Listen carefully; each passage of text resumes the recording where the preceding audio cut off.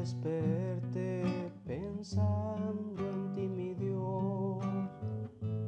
Mi vida sin ti sería un día sin sol. Gracias, mi Señor, por llenarme de ti, del consuelo de tu perdón.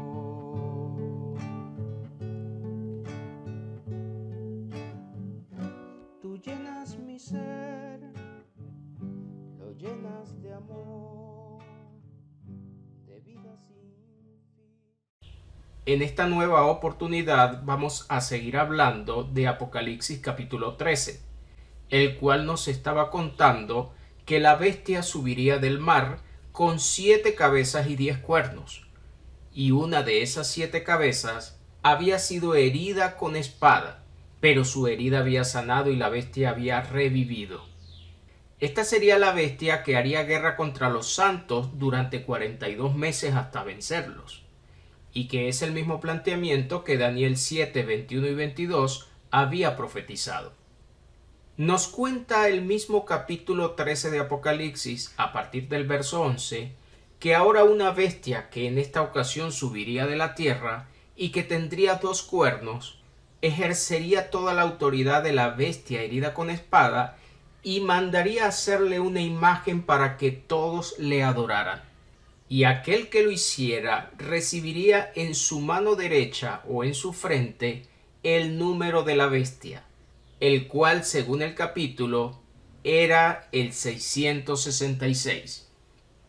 Todos aquellos que no adoraran esta imagen serían decapitados, como lo cuenta Apocalipsis en el capítulo 20, verso 4, donde todos esos decapitados por no adorar la imagen de esa bestia tendrían parte en la primera resurrección. En base a esta triada numérica, muchas interpretaciones se le han dado, y todo dependerá del tipo de escuela en la que se ha sido instruido, ya que si los pensamientos son preteristas, futuristas, historicistas o pictóricos, tendrá una interpretación diferente. Por ejemplo, en el caso de las teorías futuristas, constantemente ha sido aplicado este 666 a distintos personajes que han existido en eras diferentes, causando alarmas en la población ante la posible presencia de la marca de la bestia. Y con la intención de respetar todos estos planteamientos, para después llegar a conclusiones más específicas de acuerdo a lo que la Biblia nos enseña, vamos a dar una vista panorámica a lo que nos cuenta el Internet acerca de esta marca de la bestia. Según este artículo, la mayoría de los manuscritos del Nuevo Testamento concuerdan que el número de la bestia es el 6 o el 666. Y según el papiro 115, que es un fragmento de un manuscrito del Nuevo Testamento, escrito en griego en papiro, así como también las fuentes antiguas como este códice, dan al número de la bestia, en vez de 666, el número 606. Pero muchos críticos afirman que esta es una variante. Según la Biblia, cuando habla acerca de este número, le hace saber a los hermanos del primer siglo: aquí está la sabiduría. El que tenga entendimiento calcule el número de la bestia. Y la palabra griega usada es traducida como contar, calcular, votar o decidir. Palabra importante que debemos tener en cuenta, ya que por lo visto los hermanos del primer siglo iban a tener la capacidad de sacar estas cuentas y descubrir realmente a qué bestia se estaba refiriendo. Podemos ver también que nos cuenta que Ireneo de León, y reconocido como obispo de la ciudad de León en el año 189, fue uno de los adversarios del gnosticismo en el siglo II. Este Ireneo afirmó que el número era 666, a pesar que muchos afirmen que pudo ser 616. Muchas interpretaciones se le han dado a este número, y vamos a observar algunas de ellas. Para ello han usado la gematría, que es un método de interpretación de nombres, palabras y frases hebreas basadas en la asignación de un valor numérico. Y de alguna manera parecida lo vemos en la isoxefía, que también utiliza números para referirse a palabras o letras. Y desde este planteamiento, la gematría asume que el 666 llevado a letras hebreas indicaría César Nerón, que en el alfabeto sería el equivalente a las siguientes letras: NRON, QSR.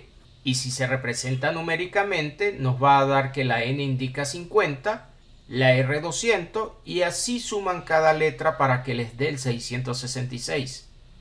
Nuevamente lo podemos ver representado en este cuadro, donde separa cada una de las letras para sumar el 666. Mientras que los que afirman que es 606 eliminan una N, como lo pueden ver en el segundo gráfico. Desde esta perspectiva, muchos asumen que la marca de la bestia está haciendo referencia a Nerón César, usando este sistema de clasificación de letras con números. Otras teorías hacen saber que en el primer siglo el Imperio Romano usaba también letras, y desde esta perspectiva, si llevamos el 666 a números romanos, tendríamos que 500 estaría representado con la D, 100 con C, 50 la L, 10X, 5 una V y la I, que indicaría un 1. Y si suma todo esto, en números romanos nos daría 666. Y desde esta perspectiva aplican un acrónimo para cada letra, lo cual daría a entender lo siguiente. La D sería de Domitius, el cual justamente fue el nombre del emperador Nerón, Domicio o Domitius. Pero también algunos afirman que pudiera estarse refiriendo a Domiciano. La C de César, porque venía siendo la dinastía. La L de legatos estaría indicando a estos enviados del Cristo. La X sería la representación de Cristo, porque así comienza la palabra en el griego, con una X. La V sería vilmente o violentamente, como lo vemos acá. Y la I haría referencia a matar. Desde esta perspectiva sería: César Domitio mató vilmente a los enviados de Cristo. Y pudiera estarse refiriendo a lo que ya había acaecido cuando Nerón ejecutó a muchos cristianos. Y esto llevaría a los hermanos a pensar quién fue ese César que causó este homicidio. Y como hemos dicho, también incluyen a Domiciano, porque junto con Nerón fueron los más famosos en perseguir a los cristianos del primer siglo.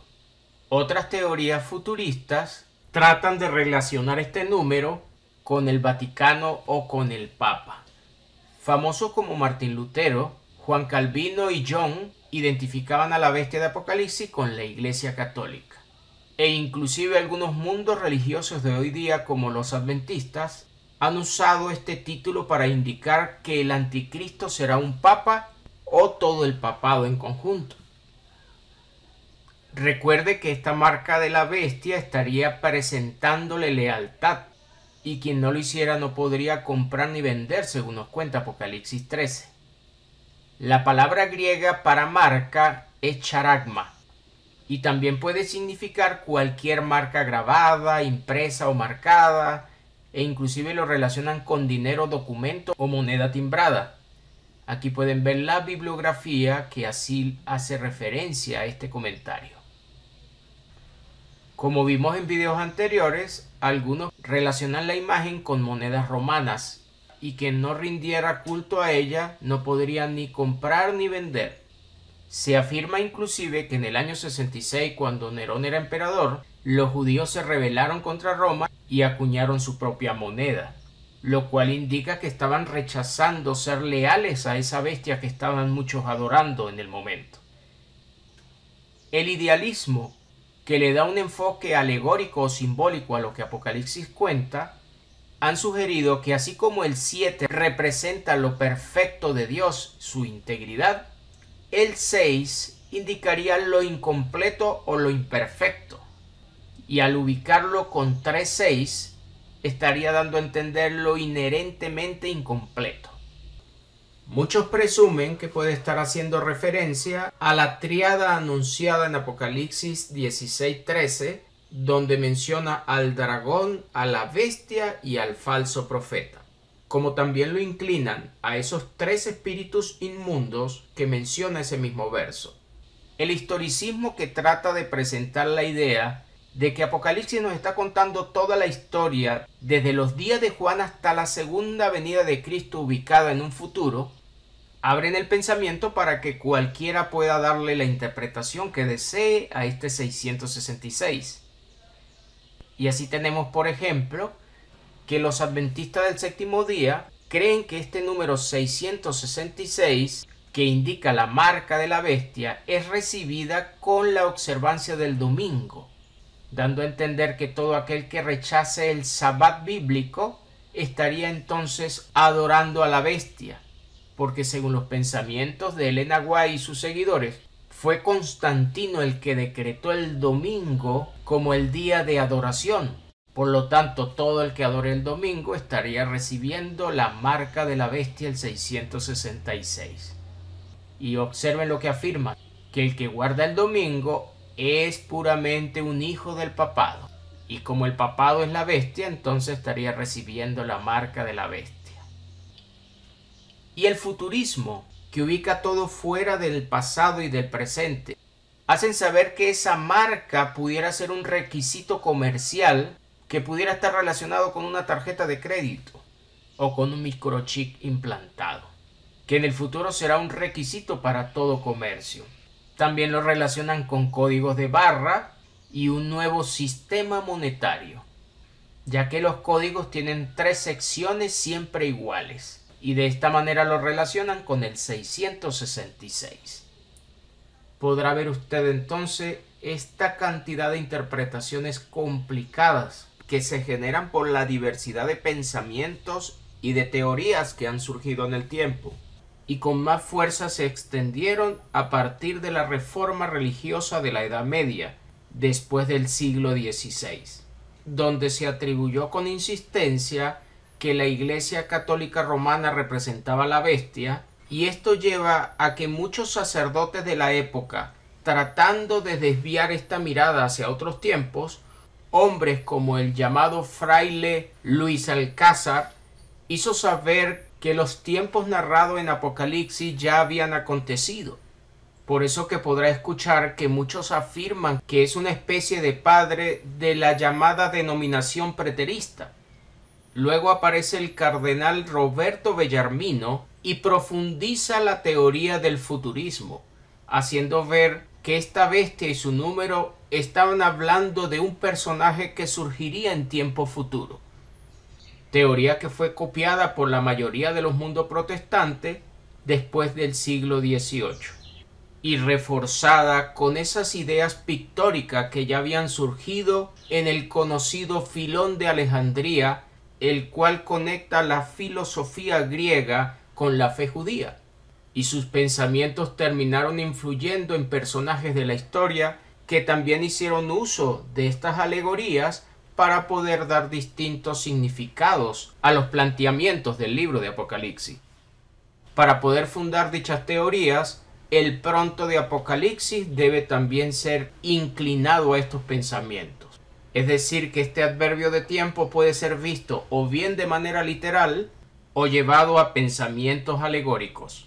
Pero la gran pregunta sería, ¿lo entendieron de la misma manera los destinatarios a los cuales el siervo Juan escribió esa carta de Apocalipsis?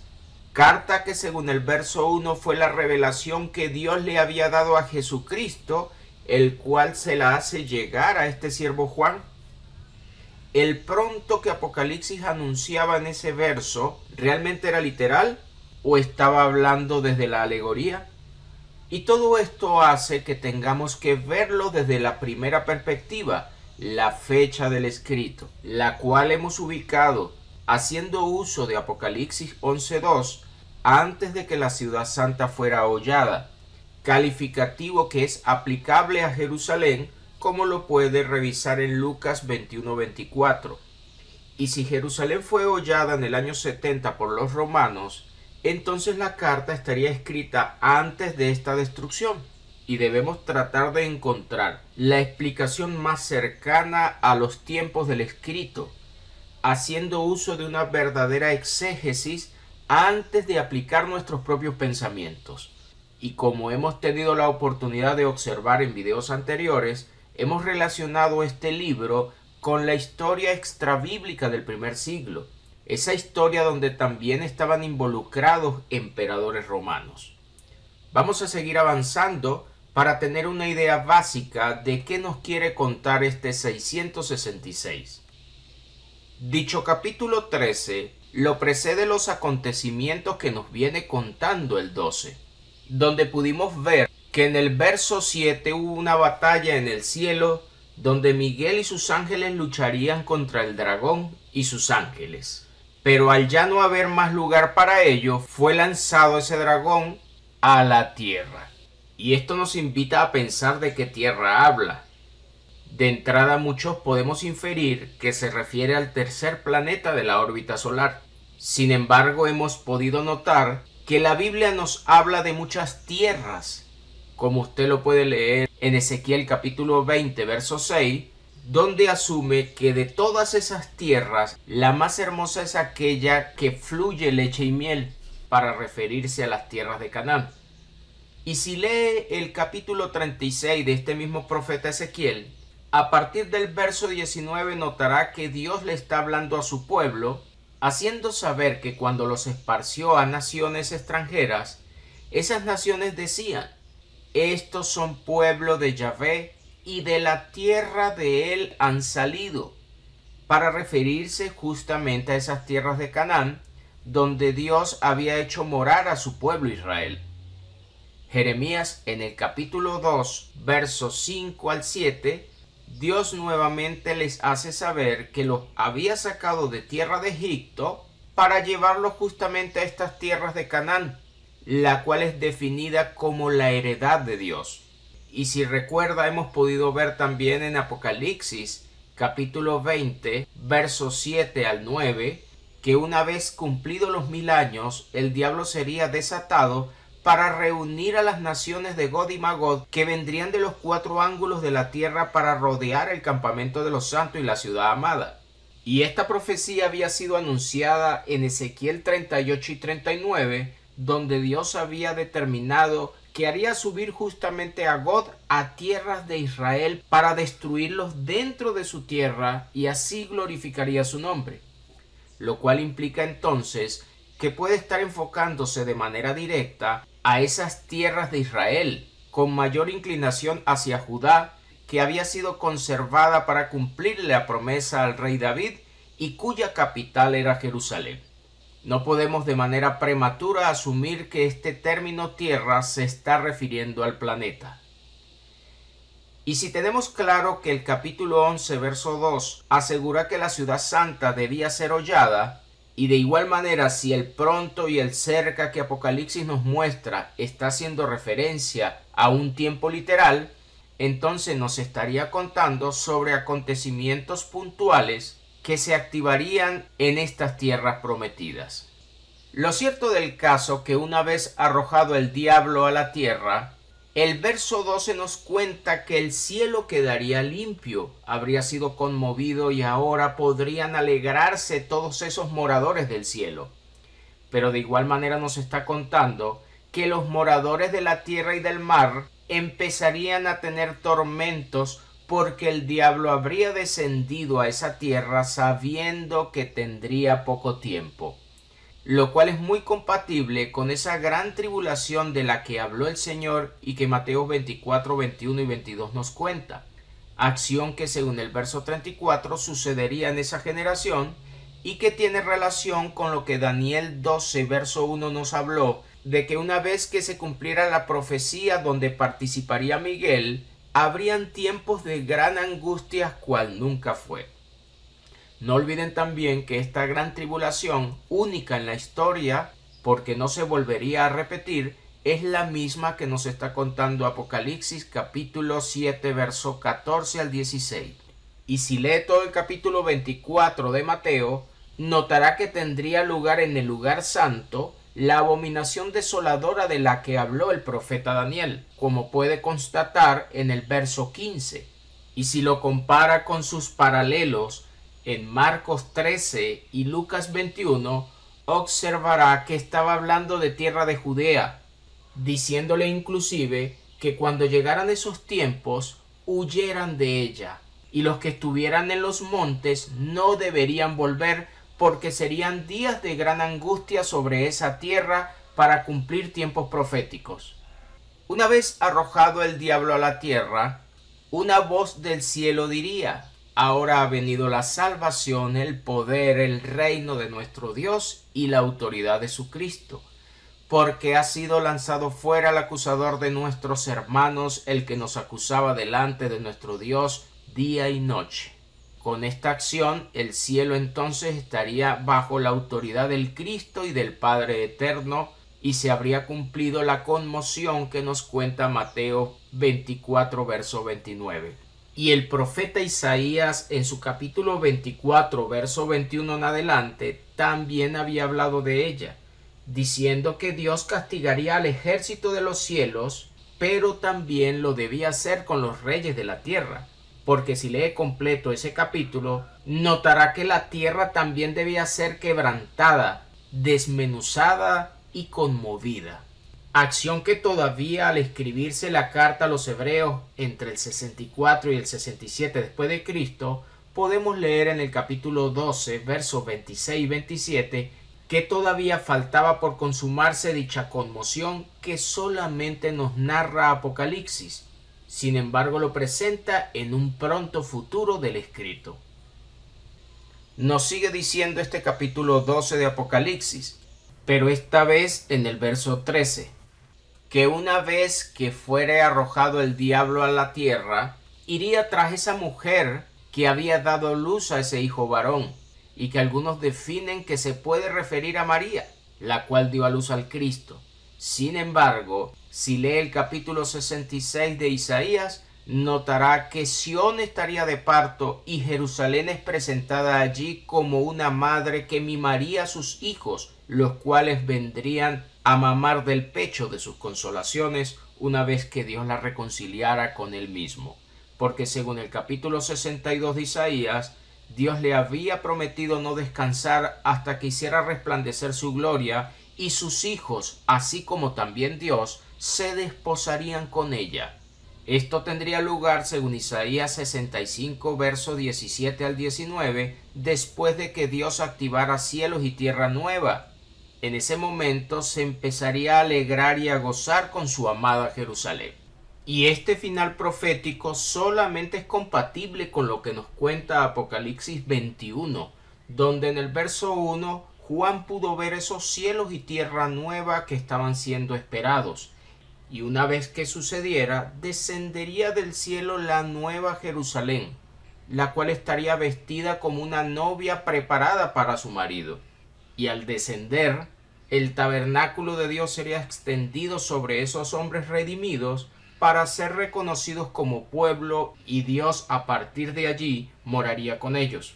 Si el pronto de Apocalipsis no es literal y estos cielos y tierras nuevas no se han consumado, entonces las profecías antiguas tampoco han sido cumplidas, lo que haría que, según Mateo 5:18, no pueda pasar aún la ley, porque el Señor dijo que hasta que no pasen cielo y tierra, ni una jota ni una tilde pasará de la ley hasta que todo se haya cumplido.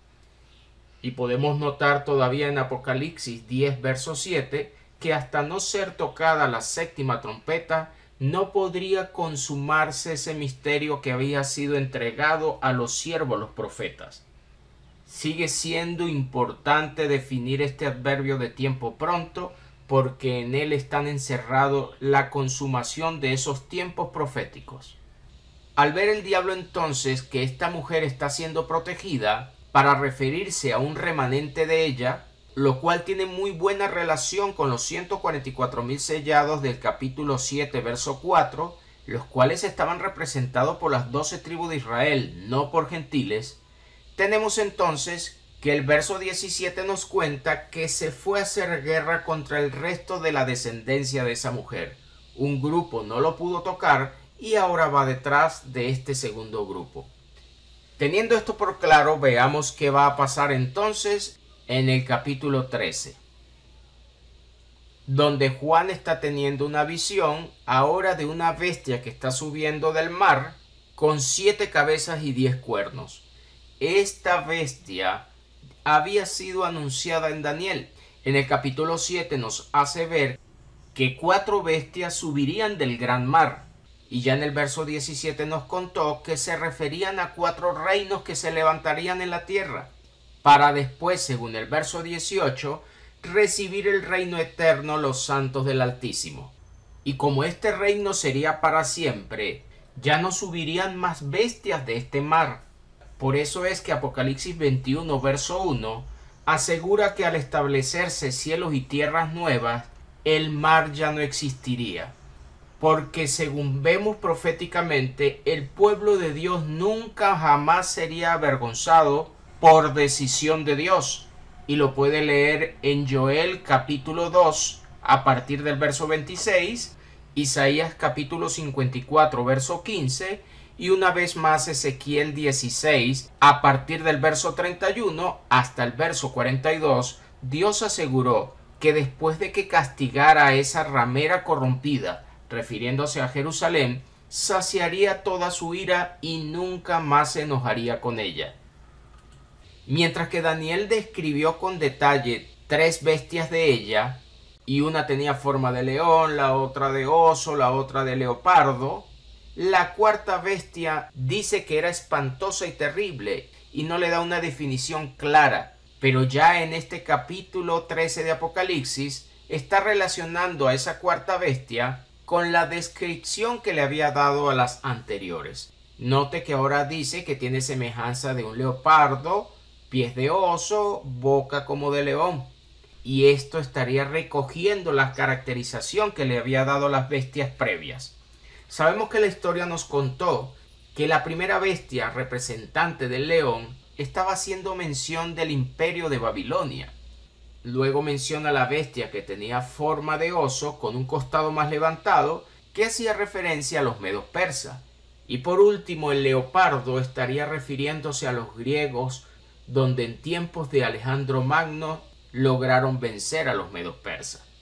Y ya en el 146 a.C., Roma terminó venciendo a Grecia y a partir del año 19 a.C. empieza a ser reconocido como un imperio cuando cae la República y se entrega todo el poder en manos de Augusto César, reconocido como el primer emperador. Hasta el año 476, Roma tendría mucho más de 70 emperadores. Sin embargo, esta historia nos está invitando a revisar 7 cabezas de esa bestia, que estaría representada por 7 emperadores, como nos cuenta Apocalipsis 17, de los cuales 5 ya habían caído, uno estaba siendo en el momento del escrito, que sería el número 6, el otro no había venido y debía durar poco tiempo cuando eso sucediera, el cual completaría el número 7, y el 8º volvería a repetir al 5º caído. Por eso nos dice que ese 8º subiría del abismo. También nos dice que estaba formado por 10 cuernos, que representa 10 reyes, y que según el capítulo 17 de Apocalipsis, estos 10 reyes no habían todavía tomado poder, y cuando lo hicieran le entregarían toda su autoridad a la bestia. Estos reyes puede tener muy buena relación con lo que nos dice Apocalipsis 16, que una vez que la 6ª copa secara el río Éufrates, abriría el paso a esos reyes que vendrían del oriente para darle poder a la bestia y hacer guerra contra el Cordero, nos cuenta ese capítulo 17, pero según el 19, verso 19 al 21, serían vencidos por el Cordero y sus ejércitos. Nos sigue contando este capítulo 13 que Juan vio a una de esas 7 cabezas como herida de muerte, pero había sido sanada. Esta es la bestia que subiría del abismo, que nos está contando también el capítulo 17. Y en ese momento el dragón que había sido arrojado del cielo le daría toda la autoridad y poder a esa bestia para que la adoraran. El verso 5 nos cuenta que también se le dio autoridad para actuar 42 meses sobre los santos. Y según el verso 7, se le permitió hacer guerra contra esos santos y vencerlos. Esta profecía nos las cuenta muy bien Daniel en el capítulo 7 a partir del 19, donde uno de los cuernos de esta bestia haría guerra contra los santos hasta vencerlos. Y cuando utiliza el verbo permitir, está haciendo mención que fue autorización de Dios. Podemos notar en Apocalipsis 17, verso 16, que la ramera sería desnudada, devorarían sus carnes y la quemarían con fuego. Y en el verso 17 nos hace saber que la bestia se encargaría de eso, pero Dios se había puesto de acuerdo y le había entregado el reino de esa ramera a la bestia, para que justamente cumpliera las palabras de Dios, porque esta destrucción de Jerusalén estaba anunciada desde tiempo pasado y como Dios la había determinado, debía consumarse. Por eso podemos leer en Lucas capítulo 21, versos 21 al 24, que Jerusalén sería rodeada de ejército para destruirla como tiempos de retribución, y de esta manera se cumpliría todo lo que estaba escrito. Ya que según el Señor, Jerusalén era responsable de apedrear y matar a los profetas que habían sido enviados, y lo puede leer en Lucas 13, versos 33 y 34. Y Dios había determinado, según Lucas 11, 49 al 51, que demandaría la sangre de todos los mártires y profetas, comenzando desde Abel, lo cual se consumaría en tiempos de esa generación con la que hablaba. Esta guerra que estamos notando acá sería durante 42 meses, que es el equivalente a 3 años y medio, y que son los mismos 42 meses de Apocalipsis 11:2, que afirma que la ciudad sería hollada por los gentiles. Y en el capítulo 12, verso 14, hace saber que es tiempo, tiempos y medio tiempo, que es el mismo periodo que Daniel 7:23 asegura que serían entregados los santos a ese cuerno de la cuarta bestia que haría guerra con ellos hasta vencerlos. Lo cual también hace relación a estos 3 años y medio o a los 1260 días que nos cuenta el 12, verso 6. Este tiempo tiene muy buena relación con el ataque que sufrió Jerusalén entre el 70 y el 74 después de Cristo, según los relatos de Flavio Josefo. Y allí quien manda a su hijo Tito a destruirla era el ya emperador Vespasiano, aquel soldado que comandó las guerras judeo-romanas que comenzó Nerón en el año 66, pero que fueron detenidas debido al suicidio de Nerón con una daga en el año 68. Pero una vez que Vespasiano toma el poder en el año 69, el año de los 4 emperadores, previo a él ya habían caído 3, como lo contaba la profecía de Daniel capítulo 7. Vespasiano entonces su primera orden fue mandar a su hijo Tito a completar la destrucción de Jerusalén que no se había consumado. De esta manera, Vespasiano estaría reviviendo el proyecto dejado a medias por Nerón.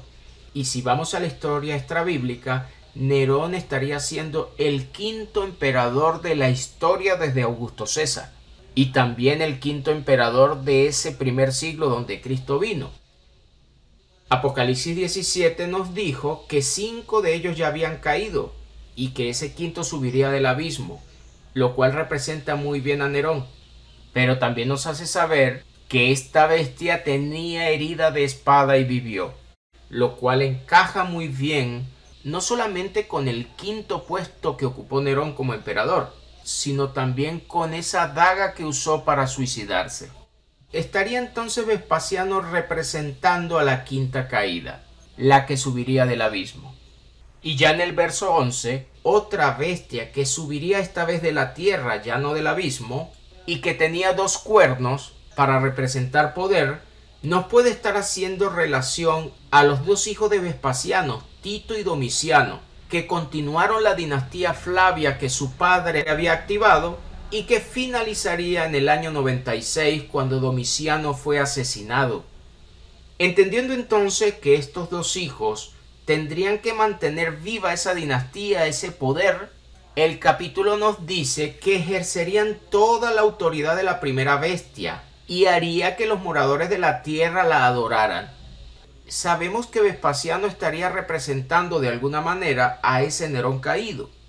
y en este caso sus dos hijos harían que adoren a su padre Vespasiano, lo cual coincide con la historia del primer siglo, ya que su hijo Tito comenzó un templo para adorar a su padre, el cual fue terminado por Domiciano en el año 87.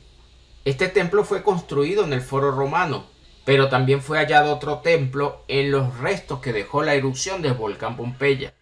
Esta nueva bestia haría señales para engañar a los hombres, y tiene muy buena relación con lo que ya había anunciado Segunda de Tesalonicenses en el capítulo 2, de aquel inicuo que vendría con poder, señales y prodigios mentirosos ayudados por el diablo, y que tendría como función engañar a todos aquellos que no obedecieron a la verdad sino se complacieron en la injusticia, activando esa apostasía que nos cuenta el capítulo, porque este inicuo se sentaría en el templo de Dios como Dios haciéndose pasar por Dios y terminaría siendo adorado.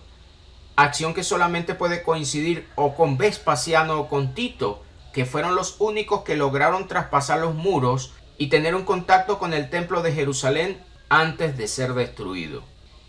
Estos dos cuernos harían una imagen de la bestia anterior, con la intención justamente de darle vida a esa que tenía herida de espada y vivió. Y con esa imagen obligaría a los moradores de la tierra a que la adoraran. Ya hemos estudiado sobre distintos tipos de imágenes que hubo en el primer siglo.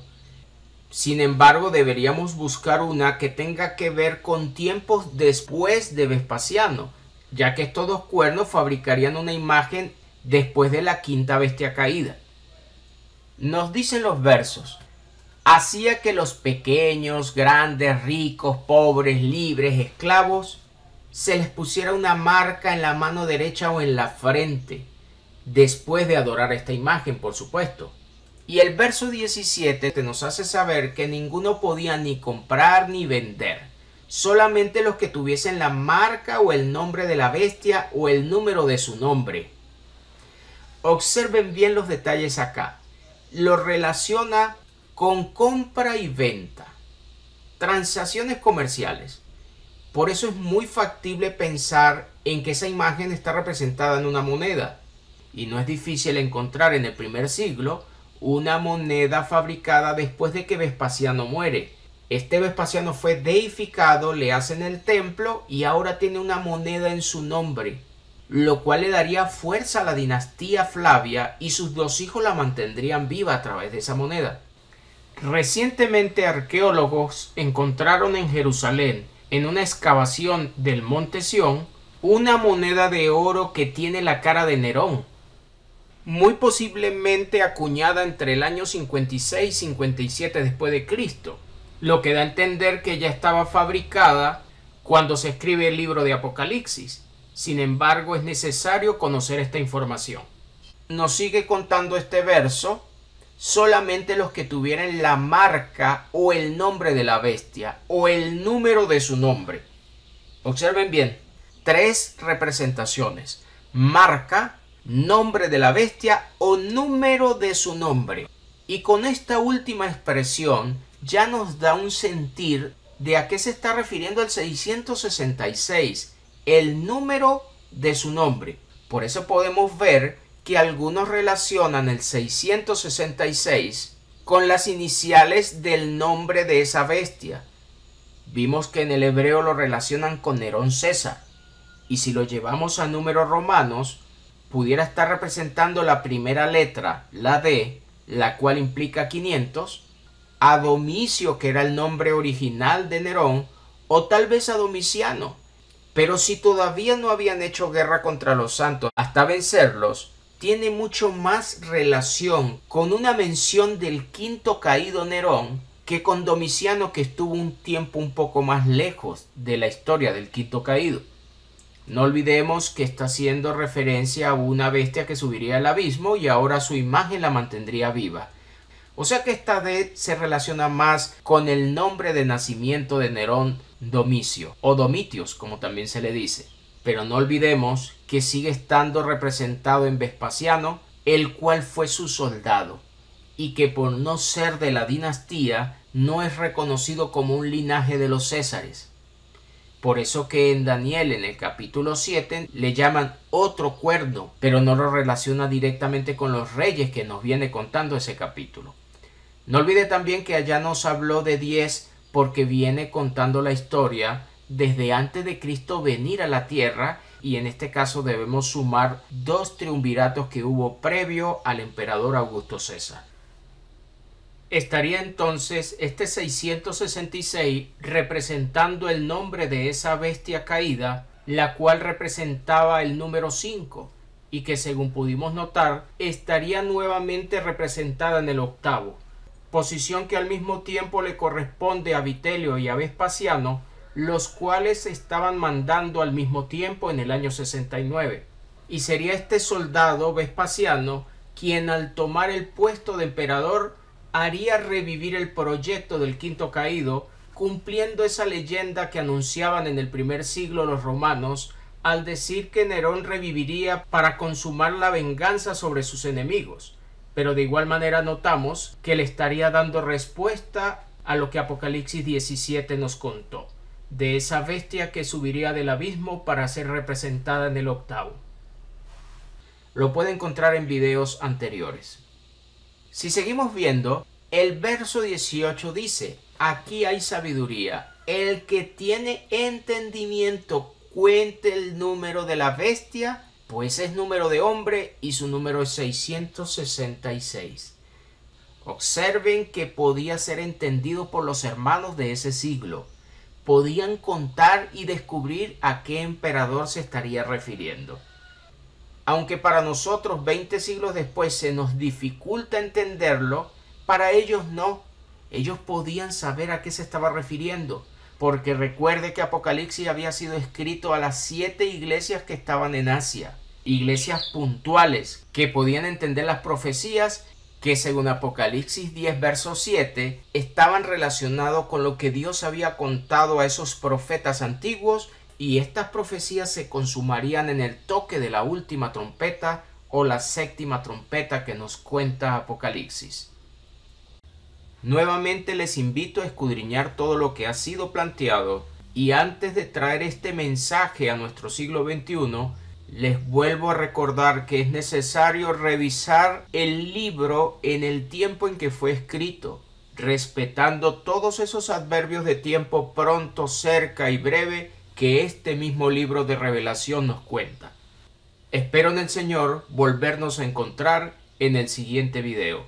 Cristo Jesús, Señor y Dios, sentado junto al Padre Eterno, nos siga guardando a través de su Santo y Glorioso Espíritu.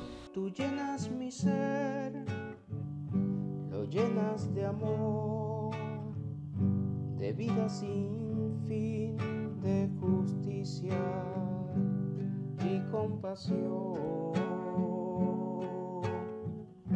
En ti se van, Señor, penas y temores,